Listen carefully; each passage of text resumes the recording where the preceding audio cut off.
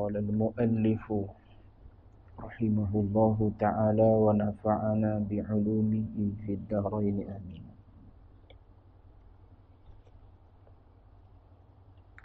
Dan sabda Nabi sallallahu alaihi wasallam, al-kayyisu man dana nafsahu wa amila lima ba'dal maut. Artinya bermula mereka yang berakal, mereka yang menghisap ia akan dirinya dan beramal ia kerana barang yang kemudian daripada mati. Tuan-tuan muslimin, muslimat sedang jemaah yang dirahmati Allah sekalian, alhamdulillah, kama dan selama-lamanya kita panjatkan puji syukur pada Allah. Dengan izinnya, taufik hidayah Allah Ta'ala jua, pada malam ini kita sambung lagi bacaan kitab Penawar Bagi Hati. Kita berada pada bab yang terakhir, iaitu bab yang ke-10, pada menyatakan ingat akan mati. Kita dah lihat beberapa hadis sebelum daripada ini. Sambungan hadis yang berikutnya Nabi sebut nombor 2 bawah tu, dia kata hadis ni rawahul Imam Ahmad wa Tirmizi wa Ibn Majah wal Hakim an Shaddad bin Aus. Hadis ini diriwayatkan oleh Imam Ahmad, Imam Tirmizi, Imam Ibn Majah, Imam Hakim daripada Shaddad bin Aus radhiyallahu anhu. Matan hadisnya berbunyi al-kayyisu man dana nafsah. Nampak macam sin tu baris dhammah ni, baris fathah dia. Al-kayyisu man dana nafsahu wa amila lima ba'dal mauti. Artinya, erti sabda Nabi sallallahu alaihi wasallam tu, bermula mereka yang berakal. Itu terjemuh kepada al-kayyisu. Dia bubuh bermula tu, dia nak bagi tahu pada kita dalam kaedah bahasa Arab, al-kayyisu tu adalah mubtada'. Sebab tu kitab Jawi dia bubuh bermula. Dia nak isyarat pada kita itu adalah mubtada'. Atau bahasa Melayu kita panggil subjek. Orang putih panggil apa tau? Subjek juga ni. Subjek juga.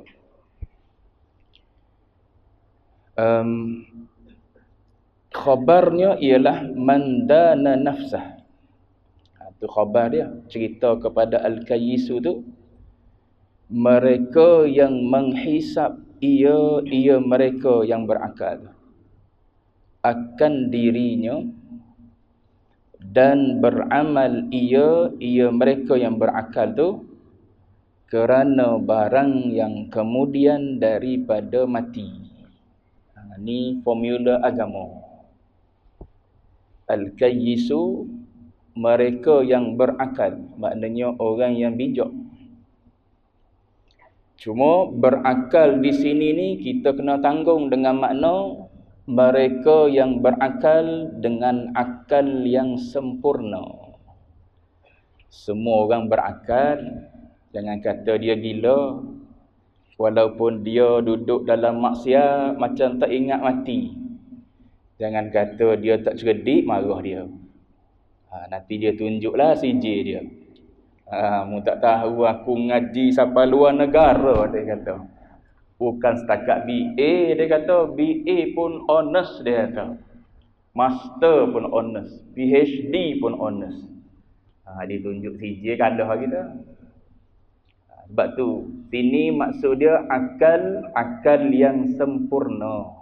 Berakal semua walaupun duduk dalam keadaan buat dosa. Ada akal, tapi dia nak sini akal yang sempurna. Pandai mikir sampai ke akhirat. Sebut dah sifat akal dia bu'dun nazar. Itu sifat akal. Bu'dun nazar, jauh dia punya pandang dia. Jauh tu sampai ke mana? Dia boleh tengok akal ni sampai ke akhirat. Dia boleh buat kira-kira. Kalau nak masuk syurga, maknanya kena duduk dalam keadaan buat ta'at lah. Tu cara akal mikir. Apatah lagi kalau akal tu pula disokong dengan ilmu. Ilmu bagi tahu kalau mu nak masuk syurga melalui pintu sekian-sekian. Dia kata, mu buat amal ni. Amal solat mu kena pergi sembahyang Jumaat. Sebab apa? Ilmu bagi tahu pada akal pahalanya besar, 25, 27. Tu cara akal mikir sampai akhirat. Lepas tu disokong pula dengan ilmu. Tu pihak baik yang ada dalam diri kita. Lepas tu dia mari pula penasihat belah jahat pula. Mari belah hawa nafsu, mari belah iblis dan syaitan. Beritahu pada kita, tak apa, mati lambat lagi, dia kata.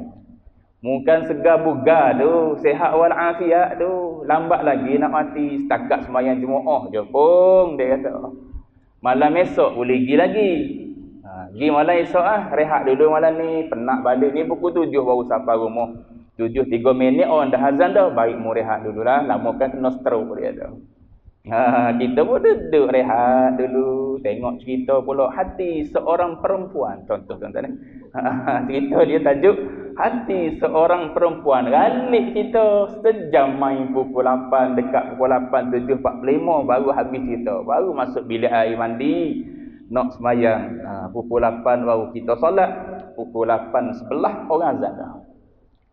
Tu perkiraan yang bermain dalam hati kita tu tiap-tiap masa dalam diri kita. Di sebelah akalnya disokong oleh ilmu, di sebelah hawa nafsu diri kita disokong oleh syaitan. Lepas tu sahibul qarar dia ialah qalbun ruhani kita. Lepas tu bicara bab hati, nak suruh cuci, maka pertimbangan dia adalah pertimbangan yang mari daripada Allah Ta'ala. Selagi mana kata jawab dia dikuasai oleh hawa nafsu dan iblis lah perkiraan kita. Baik, mana tadi? Formula agama dia beritahu cerdik tak tengok pada sijil. Kalau tengok pada sijil tak adil. Sebab apa? Tuhan bagi dah tahap pendidikan seseorang tu. Tuhan tak bagi semua level PhD belaka. Siapa nak buat bangunan surau masjid ni? Kalau semua PhD belaka, jawab dia, tak ada lah orang nak buat kerja pembinaan. Siapa nak tolong gali parit tengah-tengah banjir sekarang ni? Tak ada orang PhD nak gali parit. Siapa nak gali? Kecuali sebab tak ada kerja sangat. Macam duduk di Jordan dulu kan. Ada pemandu taksi tu, rupanya ada PhD, ada master. Tapi sebab tak ada kerja.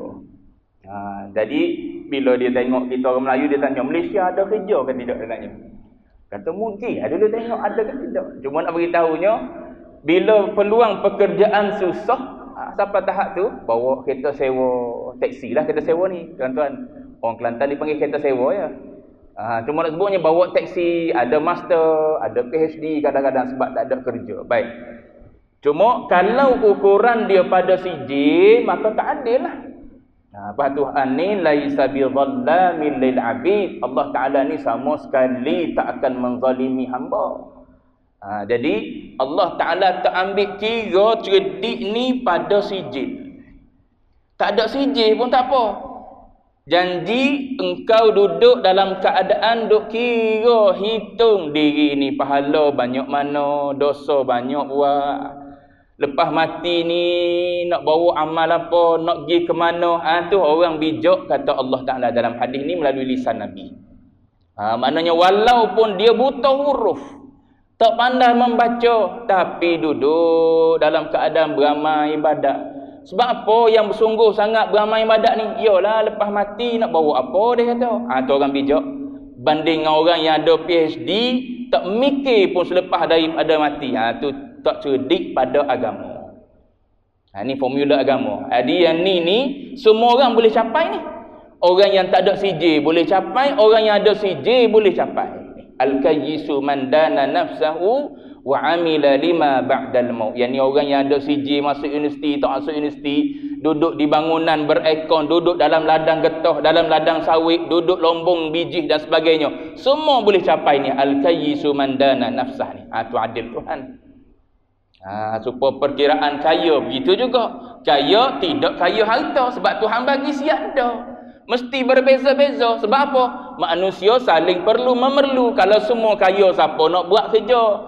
Yang hina dina tu, tolong angkat sampah, tolong cari barang-barang buangan dalam tong sampah. Siapa nak buat tu? Kalau semua kaya-kaya, tak ada orang buat. Nak ngutik sampah pun tak ada orang buat. Tak ada orang nak bawa lori duduk berdiri di belakang lori sampah tu. Macam Fizi dalam cerita Upin Ipin. Bukan Ustaz Fizi dalam cerita Upin Ipin. Kan dia punya cita-cita kan ada duduk belakang lori tu, diri belakang lori tu, berhenti di satu bahagian sampah, kutip sampah bubuh dalam tu. Tu cita-cita dia nak macam mana dia. Cuma nak sebutnya ialah kalau itulah kiraan kaya, jawab dia tak samalah Tuhan bagi. Jadi tak adil. Tu kaya kata Allah dalam lisan melalui lisan Nabi, kaya ialah kaya jiwa. Semua boleh capai. Orang miskin kadang-kadang tak kaya jiwa. Kadang-kadang orang yang kaya raya, kaya jiwa dia. Orang miskin kadang-kadang tamak dia lebih daripada orang kaya lagi. Orang kaya tak tamak. Sebab apa? Allah Ta'ala bagi pada dia ada. Jadi dia cukup dah dengan apa yang ada. Yang miskin ni, yang duduk jalan kaki, naik kancil, tolak separuh jalan, naik separuh jalan. Yang tu duduk tamak nak naik Porsche cerita dia. Masjid tak sampai, ngaji tak sampai, tak mengaji, tak beramal ibadat. Sebab apa? Duk kumpul duit nak beli Tesla. Tu tomak boleh ada dalam hati orang fakir. Bukan tomak tak ada pada hati orang fakir, ada pada orang kaya saja. Tak, orang kaya kadang-kadang zahir. Orang kaya zahir je ada harta, hati dia tak ada harta, hati dia tak ada dunia. Tu jangan tengok pada zahir. Sebab tu cerita sini penawar bagi hati. Bukan penawar zahir ni, penawar penyakit batin yang ada dalam diri kita.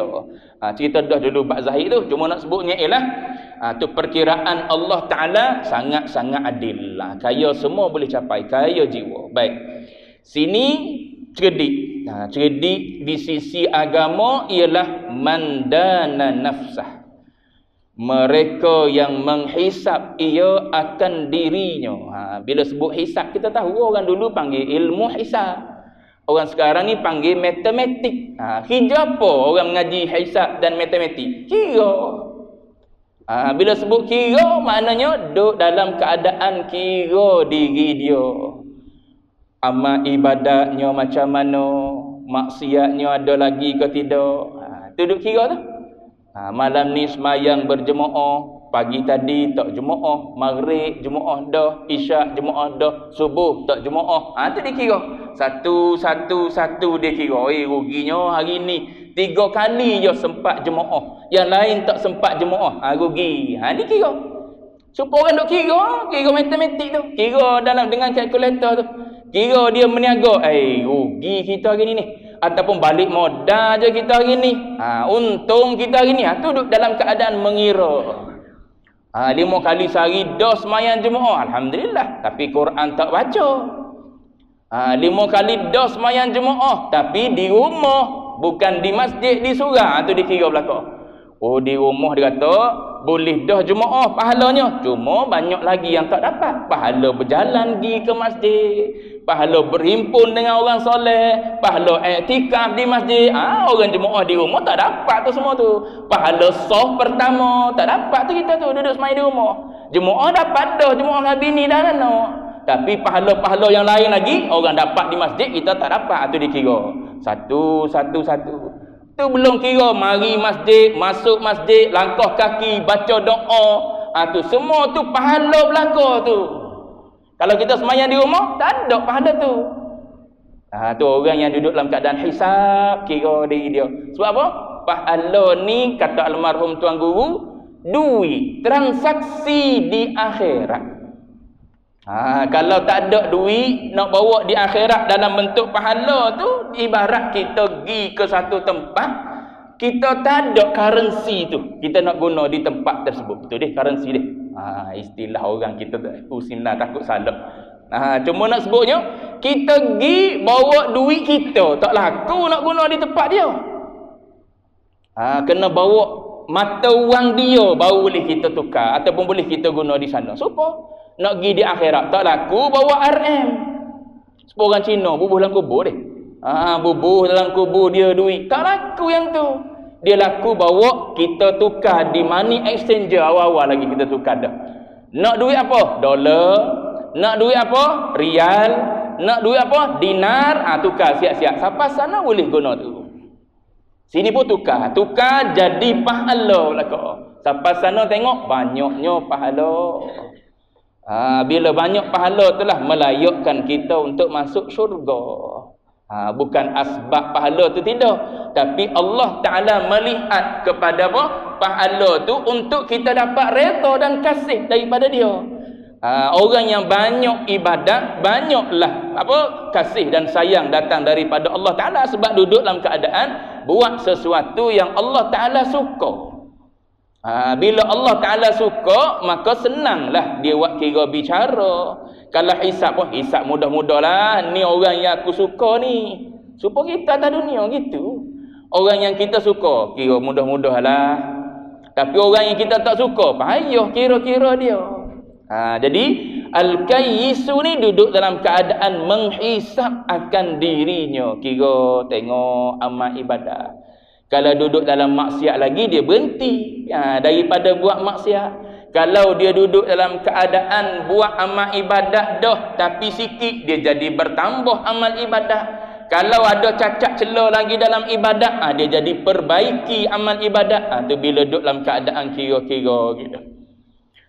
Potong lagi, bila mari satu lagi, wa amila lima ba'dal maut. Tu orang cerdik.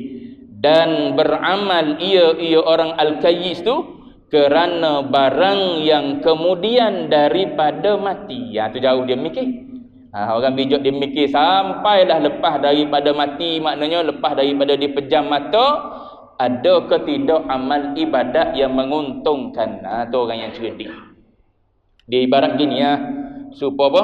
Supaya mak ayah kita lah. Mak ayah kita ni lahir kita, pergi daftar di JPN, ada nombor IC je, tak, pergi buka akaun tabung haji. Walaupun pada masa tu atas nama penjaga, walaupun pada masa tu anak tak reti ringgit Malaysia apa lagi, isi borang dah di tabung haji, potong gaji bulanan berapa setiap orang. Yang pertama 200, yang kedua 200, yang ketiga 300. Daripada gaji dia. Anak tu tak reti guna duit pun lagi, tapi dia potong dah. Tu kebajikan mak ayah tu. Bukan saja-saja tu kebajikan mak ayah tu. Cuma nak sebutnya ialah dia buat tu untuk anak tu guna bila? Nanti. Kalau kata 100 bulan, maknanya setahun 1,200. Kalau 10 tahun, paling-paling kurang ada 10,000 budak tu. Persiapan baru umur 10 tahun. 17 nak guna nanti, nak masuk EU. Boleh jadi tak ada beasiswa, belanjawan baru esok. Boleh jadi tak ada beasiswa, boleh jadi ada beasiswa. Ada beasiswa pun anak kita tak tahu lagi boleh beasiswa ke tidak. Kalau boleh beasiswa, alhamdulillah, free, tak payah keluar duit poket. Kerajaan bagi tiap-tiap bulan. Saya ngaji dulu $400 sebulan kerajaan bagi beasiswa. Cuma nak sebutnya, mak ayah tak perlu keluar duit walau 1 sen kita ngaji. 4 tahun tak payah hantar duit apa-apa. Sebab apa? Kerajaan bagi beasiswa. Anak kita belum tentu dapat. Simpan awal-awal untuk 17 tahun akan datang. Anak baru usia 7 hari boleh jadi.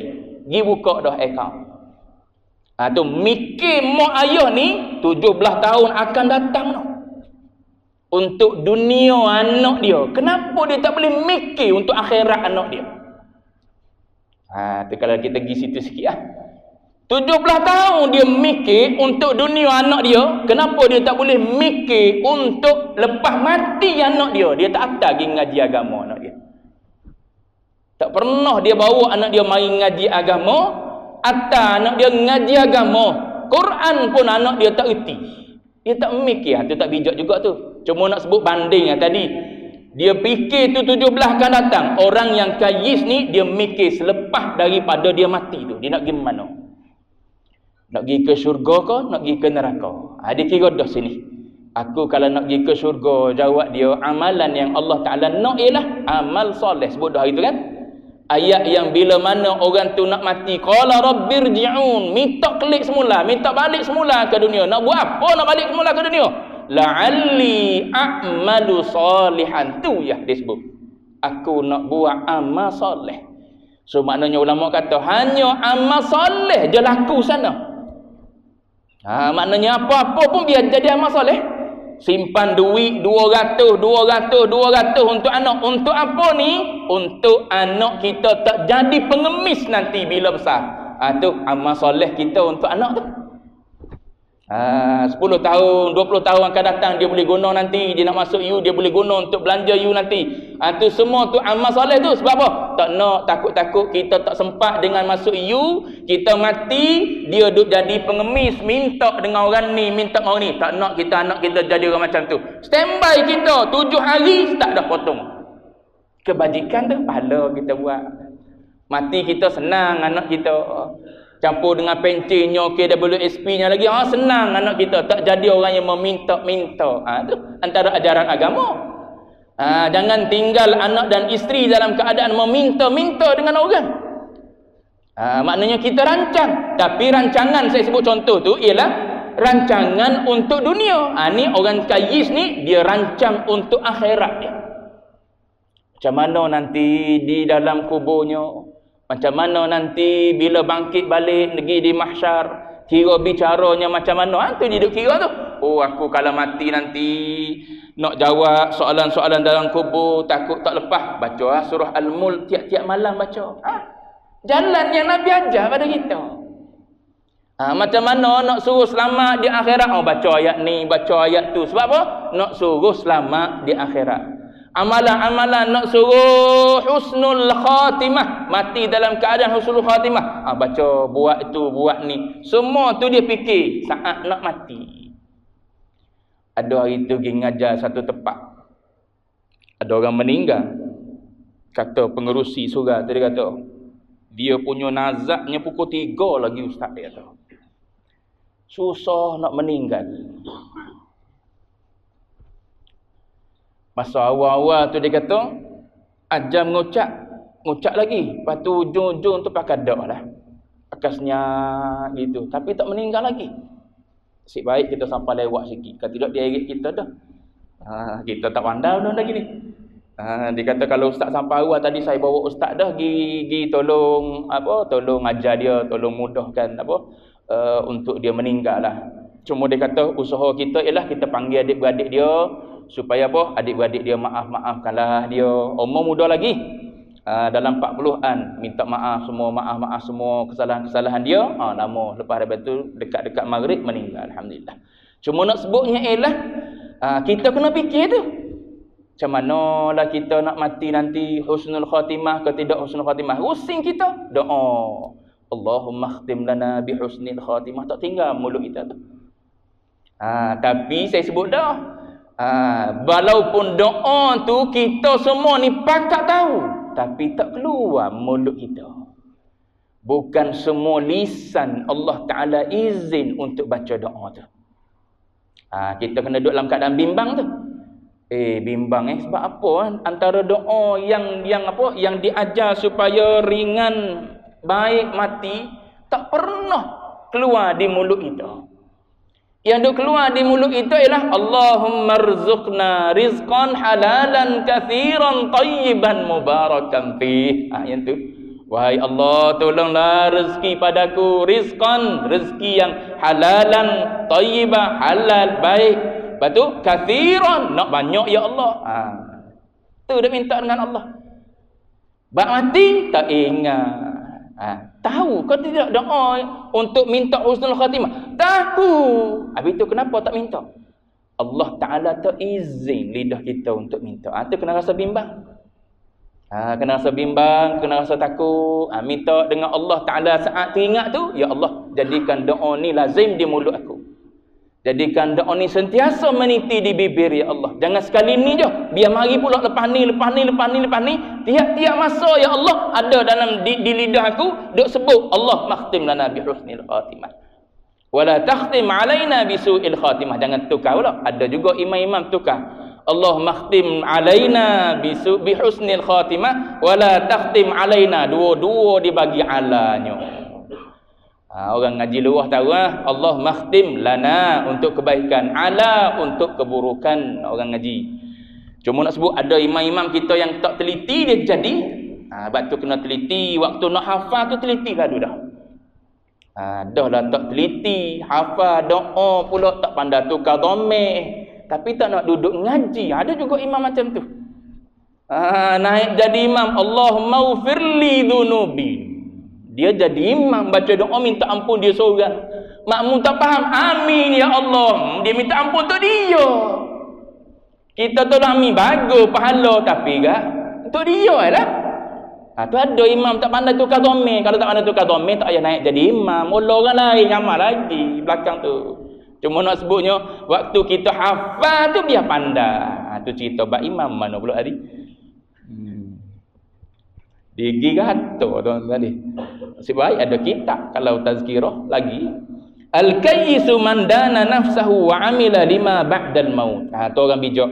Orang bijak duduk dalam keadaan menghisap ia akan dirinya dan beramal ia kerana barang yang kemudian daripada mati. Kira kita aku ngaji banyak lagi jahil. Ngaji.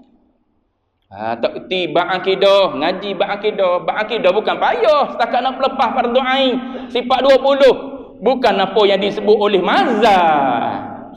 Keluar mazhab tu. Sebab dia nak lawan menteri, dia panggil mentega tuan-tuan. Cuma nak sebutnya ngaji 20 sifat 20 untuk gugur tuntutan fardu ain tak sebagaimana tuan-tuan ngaji kitab Misbahul Munir. Senang je untuk orang awam ni. Sifat Allah Ta'ala yang wajib bagi Allah Ta'ala wujud, lawannya adam, lawannya tiada, dalilnya ada alam ini. Selesai satu sifat. Ta'aluk tak payah ngaji. Tu bukan fardu ain, tu fardu kifayah tu. Untuk orang yang nak erti lebih. Dia kira payah belaka. Payah apa? Kan dia orang PhD. Orang PhD payah juga. Kita turun level tadika kita cerita. Gitu tuan-tuan. Pergi mazhab pula tuan-tuan. Sebab dia marah orang mengajar sifat 20. Lek sungguh. Kena lalu, kena faham betul-betul. Tengok ulama kita cerita macam mana sebenarnya Asy'ariyah Maturidi ni. Baru kita tahu. Baik. Mana tadi? Dan sabda Nabi SAW. Baca kitab kita tuan-tuan. Yang ketiga, Nabi kata rawahu Tabrani wal Baihaqi an Ammar ibn Yasir. Maklum, kafa bil mauti wa'idha. Artinya memada dengan mati itu memberi pengajaran. Tengok. Sehebat-hebat wa'id. Wa'id ni supaya saya duduk ni wa'id ni. Orang yang memberi nasihat.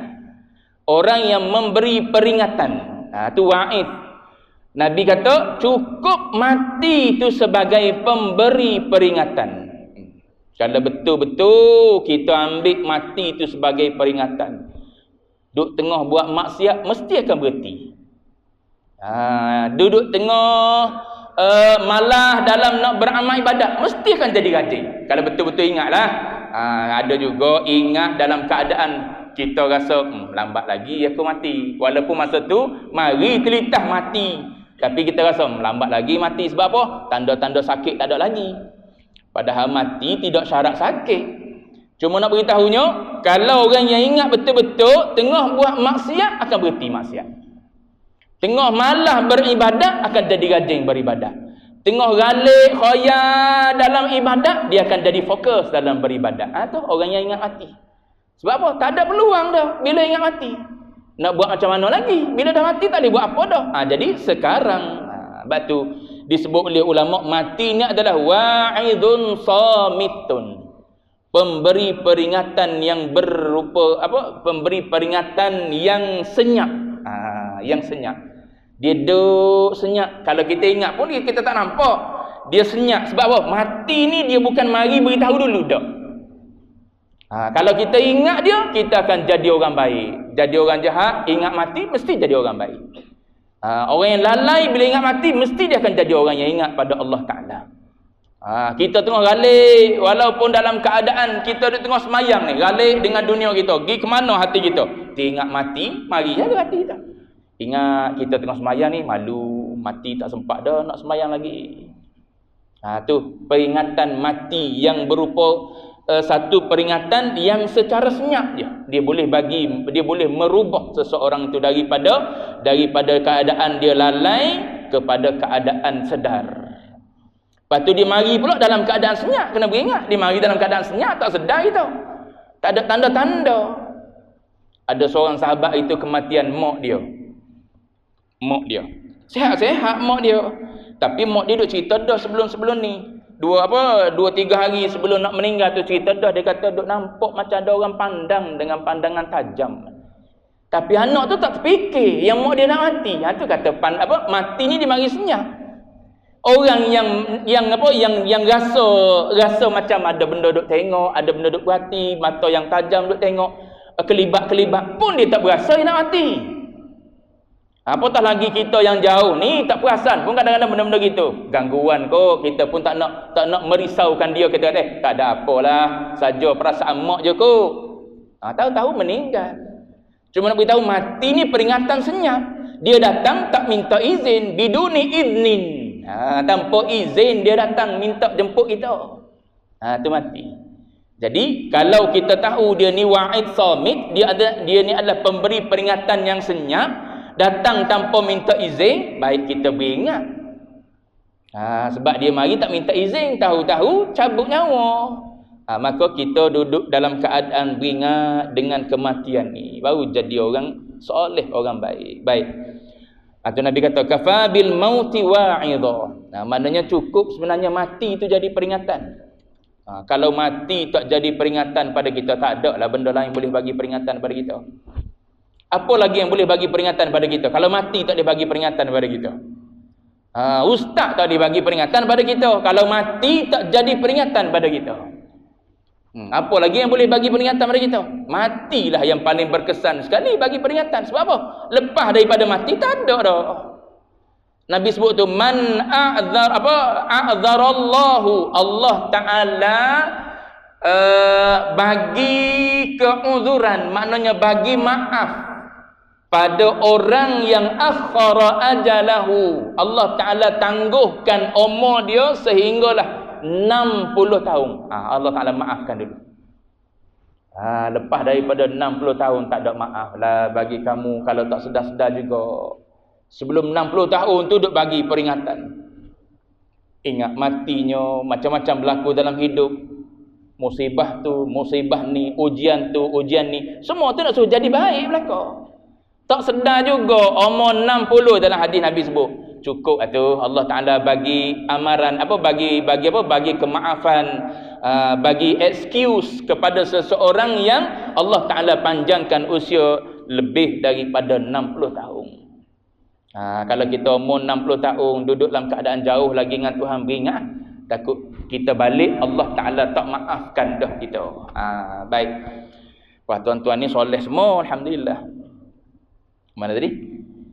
Dan ketahui olehmu bahawasanya mati itu haru-hara. Bahasa dia kita panggil huru-hara, dia panggil haru-hara.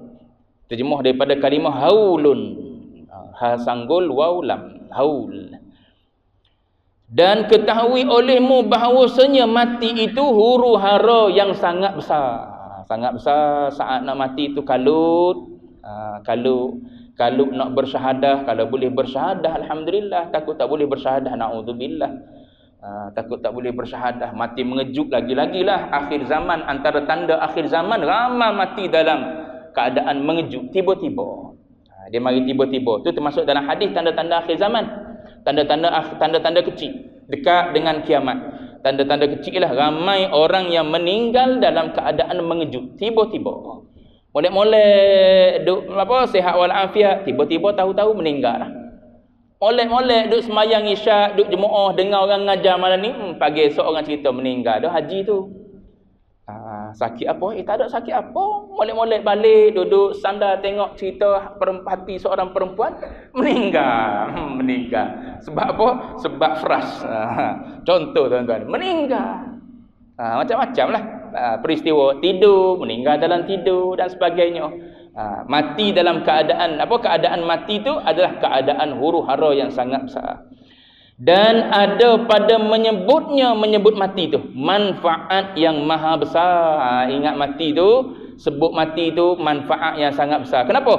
Kerana bahawasanya ingat mati itu dia jadi meliarkan, yakni sebab meliarkan ia mati itu daripada dunia. Dunia mana ni? Dunia yang melalaikan. Kena letak gitu. Dunia sini ni maknanya dunia yang melalaikan. Akan jadi kita bila ingat mati, liar. Liar ni maksudnya lari daripada dunia tu. Liar ni maknanya lari. Sebagaimana haiwan liar. Haiwan yang liar dia lari. Begitulah juga jiwa yang liar daripada dunia yang tak memberi manfaat, dia lari daripada dunia yang tak memberi manfaat tu. Lari daripada dunia yang tak memberi manfaat, lari pergi ke mana? Lari kepada Allah. Bila dia ingat mati. Dan merindukan ia kepada akhirat. Bila seseorang tu ingat mati, maka dia akan merindui kepada akhirat. Dan bermula sebab bagi lalai daripada mati itu, apa sebab dia? Ni kita kena cari sebab ni, buang sebab ni. Bila hilang sebab ni, maka adalah ingat pada mati.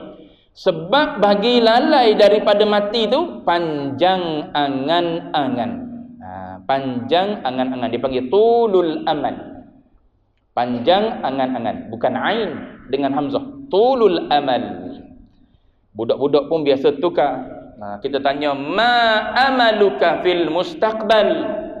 Dia ingat kita tanya, apa amalan kamu? Ada, bukan dengan ain, dengan hamzah. Apa cita-cita kamu pada masa depan? Ma amaluka fil mustaqbal. An akuna tabiban, aku nak jadi doktor. An akuna muhandisan, aku nak jadi jurutera. Gitu jawapan dia. Cuma budak-budak ni hamzah dengan ain pun kadang-kadang tukar. Tulul amal, panjang angan-angan. Tapi angan-angan ni ada baik ada buruk dia. Ada baik ada buruk dia. Yang di sini ni maksudnya panjang angan-angan yang buruk. Ada angan-angan yang panjang tapi baik. Contoh apa? Kalau tidak kerana ada angan-angan, angan-angan ni makhluk ciptaan Allah Taala juga ada dalam hati kita, panjang angan-angan. Apa panjang angan-angan ni? Kalaulah tidak kerana ada makhluk yang bernama angan-angan ni dalam diri kita, nescaya seorang petani dia tak akan bercucuk tanam. Sebab dia tak tahu jadi ke tidak kalau aku tanam ni. Kan aku tanam kan mari banjir kan, dia kata habis tanaman ni. Dah, dia berangan-angan dengan yang dia tanam hari ni benih, nanti 5 tahun, 10 tahun nanti dia jadi tauke durian blackthorn. Angan-angan tu. Dengan sebab ada angan-angan 5 tahun, 10 tahun akan datang, dia boleh jadi saudagar durian. Maka hari ni dia bubuh biji durian dalam tanah dia tanam. 1 hektar dia tanam. Sebab apa? Ada angan-angan. Cuba dia tak ada angan-angan, nak start menanam tu, duk main ai gitu, tak jadi. Begitu juga kalau tak ada angan-angan, makhluk angan-angan yang Allah Ta'ala cipta ni, seorang ibu tak akan menyusui anak dia. Tapi sebab ada angan-angan dalam hati mak, ada angan-angan anak ni nanti akan jaga dia paling tidak pada waktu tua. Anak ni nanti akan jadi gini, jadi orang hebat, jadi itu, jadi ni. Sebab tu dia menyusukan anak dia. Cuma tak ada angan-angan. Nak buat apa dia tu? Menyusuhkan aku je nanti ni.